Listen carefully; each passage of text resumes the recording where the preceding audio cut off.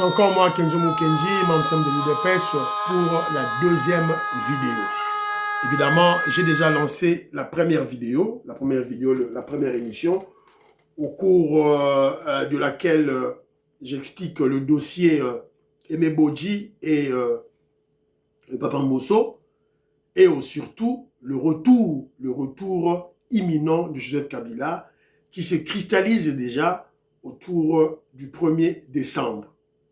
Alors, suivez la première émission pour comprendre qu'on ne doit pas minimiser cette annonce, l'annonce du retour de Kabila, on ne doit pas minimiser.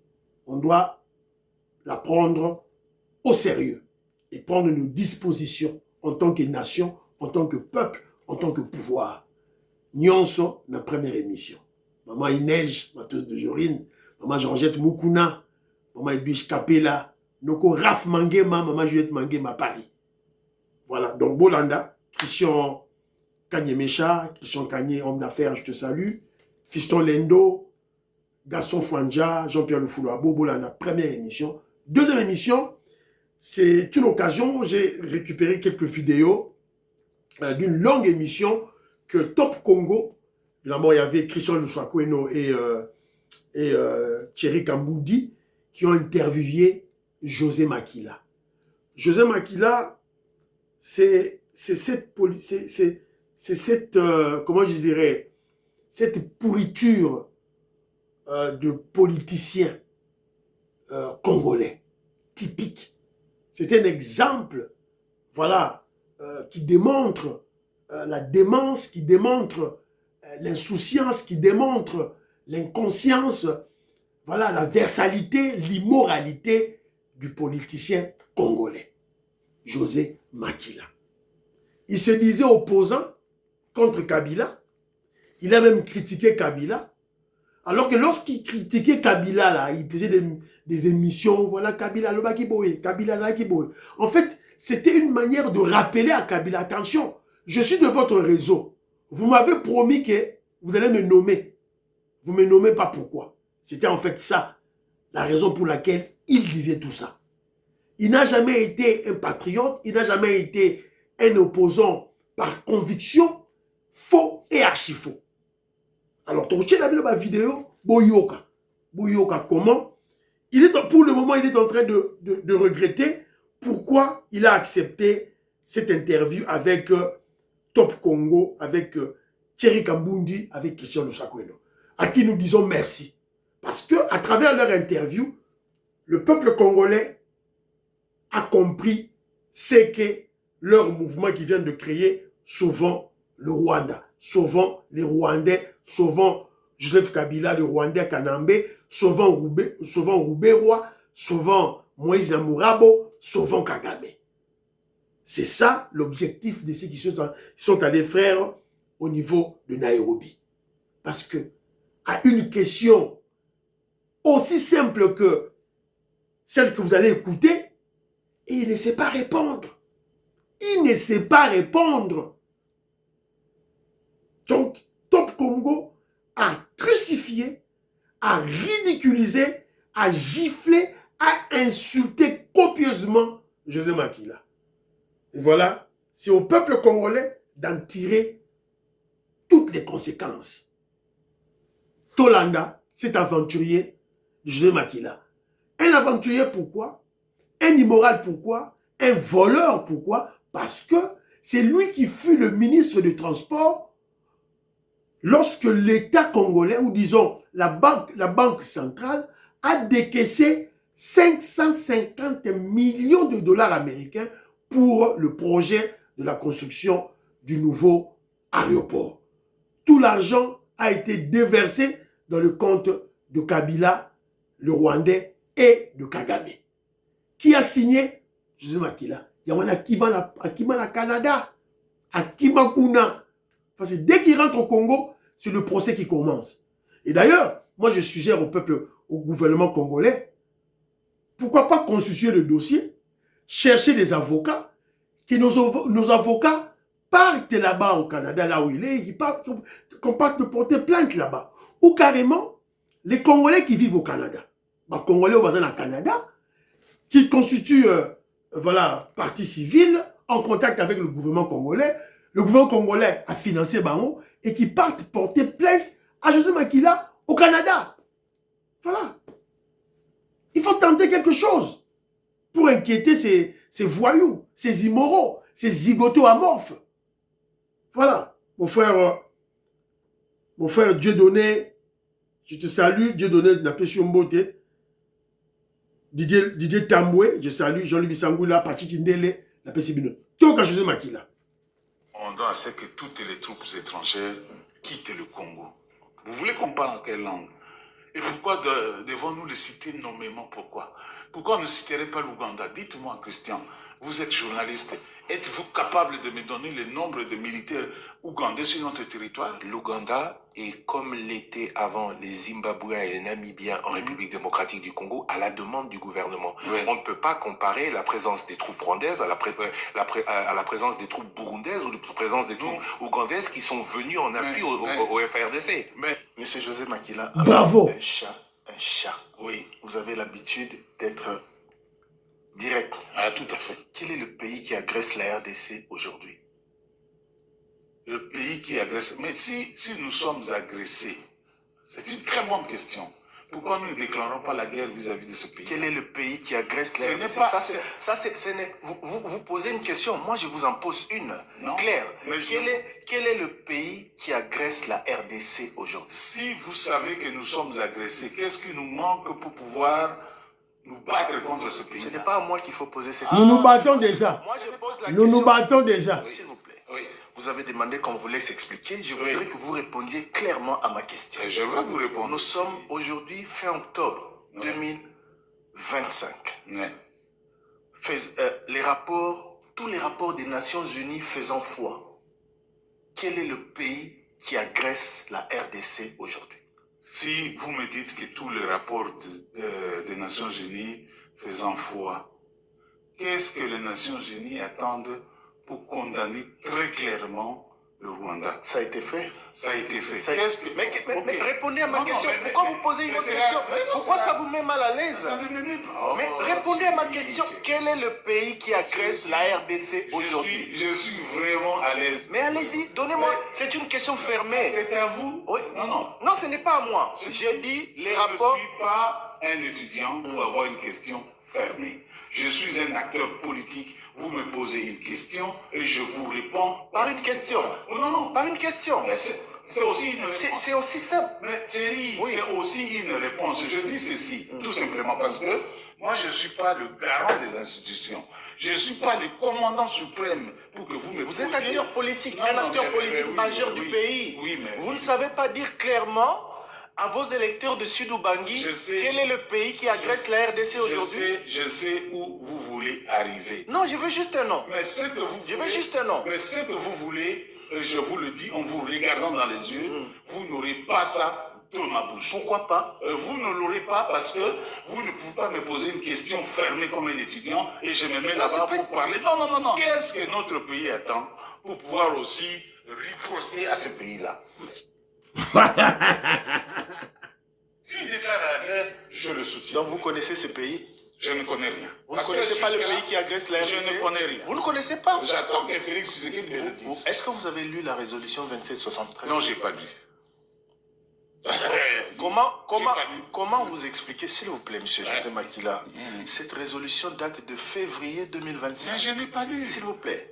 Je vous rappelle alors. Oui. Parce que je suis sûr. Donnez-moi la quintessence de la résolution. Je suis surpris qu'un acteur politique majeur de mon pays, membre du bureau politique du Front commun pour le Congo et aujourd'hui membre du mouvement Sauvo la RDC, ne soit pas au courant, alors que à Nairobi, alors que dans plusieurs communiqués de son regroupement politique, analyse a été faite sur la situation dans l'Est de la RDC, ne soit pas au courant de l'existence de la résolution 2773 qui demande ou qui exige aux troupes rwandaises de sortir de la République démocratique du Congo.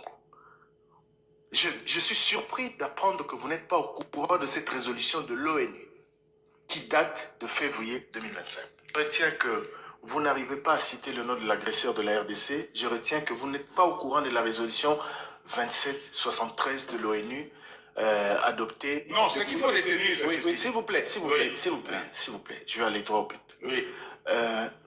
C'est la raison pour laquelle une partie de l'opinion a du mal à croire que votre leader, Joseph Kabila, est la solution.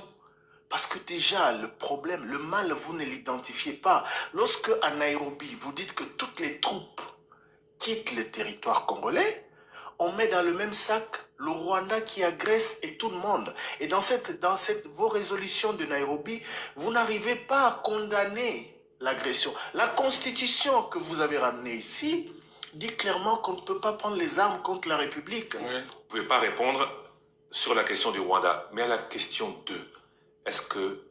Comment jugez-vous ce que Corneille Nanga a fait aujourd'hui?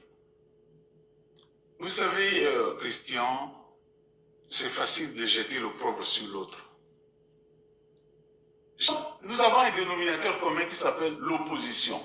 Il y a l'opposition armée et l'opposition non armée. Vous ne voulez donc pas répondre. Ils se parlent. Vous voulez y répondre à la première question et à la deuxième. Depuis leur indépendance, aucune déclaration de guerre officielle au sens juridique et formel entre la RDC et le Rwanda. Donc Joseph Kabila nous a menti. Comment ça? Quand il nous disait que c'était la guerre, c'était le Rwanda qui nous faisait la guerre. Il n'avait pas menti, il le disait très clairement. Il n'a pas déclaré la guerre au Rwanda comme ce que vous voudriez voir aujourd'hui. La différence, c'est quoi? Le Rwanda ne prend pas ses troupes et vient nous attaquer. Le Rwanda utilise nos propres frères. Les troupes rwandaises, par milliers, rapports ONU et indépendants internationaux, les troupes rwandaises sont intervenues en République démocratique du Congo, dont vous dites que non. Voilà. Merci beaucoup. Bravo, Thierry Kambundi. Bravo, bravo, bravo, bravo. Nathan la sous parti. Et le Romoro Awa, il ne s'est pas cité Corneille Nanga. En tout cas, c'est émission Mora Kitoko. Ce que fait Corneille Nanga à l'est de la RDC, vous, FCC, vous, José Makila, vous les qualifiez de quoi? Vous savez que la plupart des officiers aujourd'hui au sein du M23 ont été condamnés par Kabila. Je suis contre les gens qui veulent prendre le pouvoir par le sang des Congolais pour pouvoir régner. Je ne le cautionne pas. Je suis contre cela. Et parce que j'estime, en tant que chrétien, que tout est éphémère, tout pouvoir est éphémère. On ne peut pas sacrifier la vie des gens pour accéder au pouvoir. Ça, je n'accepte pas. Donc vous condamnez Corneille Nanga? Je ne condamne pas Corneille Nanga. Moi, je n'ai aucune preuve contre Corneille Nanga. Demandez à Corneille Nanga. D'accord. Moi, je ne suis pas ici pour parler à la place. Je parle au nom de l'opposition politique non armée. Voilà. Une personne instable mentalement, hein, de contradiction comme un petit enfant. Tantôt il dit je suis chrétien, moi je ne peux jamais soutenir quelqu'un qui doit prendre le pouvoir sur le sang des Congolais parce que tout pouvoir est éphémère. Bon, tu dis, on lui pose la question et Corneille Nanga, je ne sais pas condamner Corneille Nanga. Voilà. Des contradictions comme un petit enfant là. Bon, Moni. Voilà, politicien Nabino. C'est ridicule, hein. Alors, Toyo Kalisou sous quelque chose, moi vidéo sous Amoukié, extrait de sous. Ce n'est pas Kabila qui avait empêché à tel ou tel de ne pas se présenter aux élections. C'est la justice qui avait fait son travail. Pourquoi Moïse Katumbi n'est pas rentré au pays, n'était pas condamné à cette époque-là? Posez la question à Moïse Katumbi.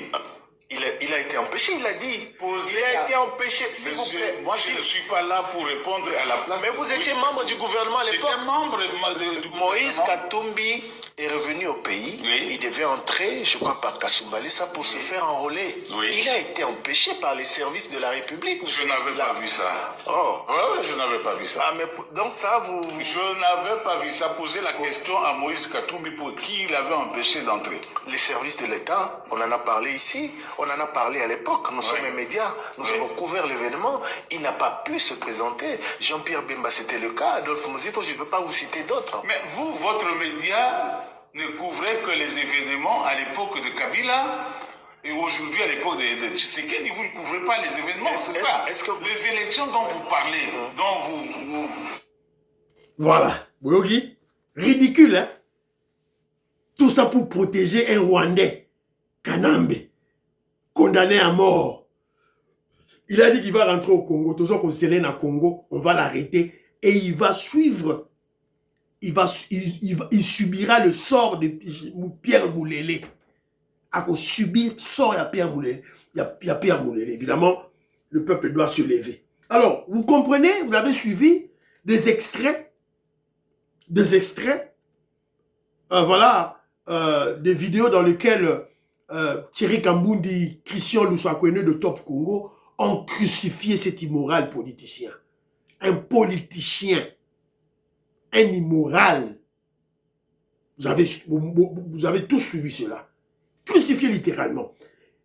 Top Congo, en lui posant des questions, on l'a acculé. On a acculé plutôt José Makila. Évidemment, on l'expose devant le peuple congolais. C'est à vous maintenant, peuple congolais, maintenant, de décider. Allez-vous suivre ces genres d'aventuriers qui constituent souvent les Rwandais, souvent Rwanda, souvent Kagame, dirigés par Hippolyte Kanambe, les condamnés à mort? C'est à vous. Alors, on lui pose la question de savoir qui agresse la RDC. Il ne sait pas répondre. Il ne sait pas répondre ou il a peur de répondre. Un poltron, une poule mouillée. Oyo mungala ndenge nini. Ongaza mungala, nazangwaka. Je sais makile nazangwaka. Oh mungala ndenge nini ya boye. Mungala jololo. Un mungala qui devient esclave des Rwandais. Un mungala qui devient moisi. Mungala komi moisi ya ba Rwandais. José Makila a mungala. Ngwaka a komi moisi ya ba Tutsi. Na libumune munene a komi moisi ya ba Tutsi ya ba Rwandais. Quelle honte! Quelle honte au bujoba ya ndenge ninyo. Kata di kata. Chitata kanaka tatakana ketu. José Makila. Bomoni. Il n'a pas eu le courage de citer le nom du Rwanda. Pourquoi? Nazi Bakongolais vont se poser ma question. Ajoutant à Rwanda, pourquoi? Évidemment, les révolutionnaires qui suivent les émissions de Kenjo Mukendi ne seront pas surpris. Parce que chaque fois, je vous parle des réseaux. Quand les Rwandais sont venus chez nous, ils ont créé des réseaux. Ils ont recruté des Congolais. Les Loba Congolais ont recruté qui en 2000... ils sont venus en 1997. Ils ont commencé à recruter dès que Bayaki. En 1997, ils ont commencé à recruter. José Makila Oyo. Recruter Bao. Bazaï Belé. Ils ont été recrutés. Maintenant là, il ne s'est pas parlé du Rwanda parce que c'est une recrue. Une recrue, j'avais commis une erreur, hein. Vous voyez bien Michel Ibosso, c'est une recrue des Rwandais. Voilà. Il fait partie du réseau des Rwandais. Il peut pas attaquer le Rwanda. Il ne peut pas citer le nom de Kagame du Rwanda en mal.